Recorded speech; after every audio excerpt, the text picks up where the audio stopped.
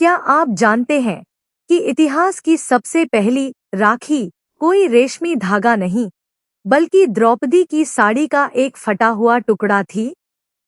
द्वापर युग में जब भगवान श्री कृष्ण ने शिशुपाल का वध करने के लिए अपने सुदर्शन चक्र का प्रयोग किया, तो चक्र वापस आते समय श्री कृष्ण की तर्जनी उंगली में हल्की चोट लग गई और उससे रक्त बहने लगा। सभा में उपस्थित पांडव और अन्य लोग उपचार के लिए कपड़ा ढूंढने भागे, लेकिन पांडवों की पत्नी द्रौपदी ने बिना एक पल गंवाए अपनी कीमती रेशमी साड़ी का किनारा, आंचल, फाड़ा और तुरंत श्री कृष्ण की बहती उंगली पर बांध दिया।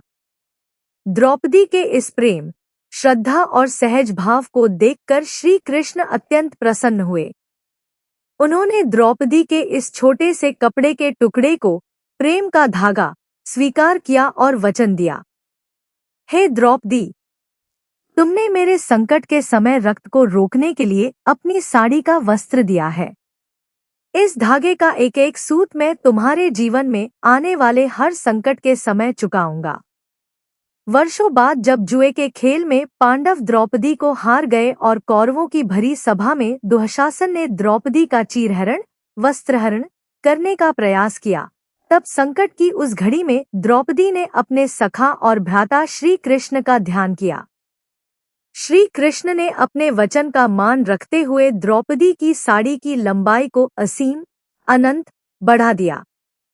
दुःशासन साड़ी खींचते खींचते थककर गिर पड़ा, लेकिन वस्त्र समाप्त नहीं हुआ। इस प्रकार श्री कृष्ण ने द्रौपदी के सम्मान और लज्जा की रक्षा की। माना जाता है कि जिस तिथि को द्रौपदी ने श्री कृष्ण की उंगली पर वह वस्त्र बांधा था, वह सावन महीने की पूर्णिमा का दिन था।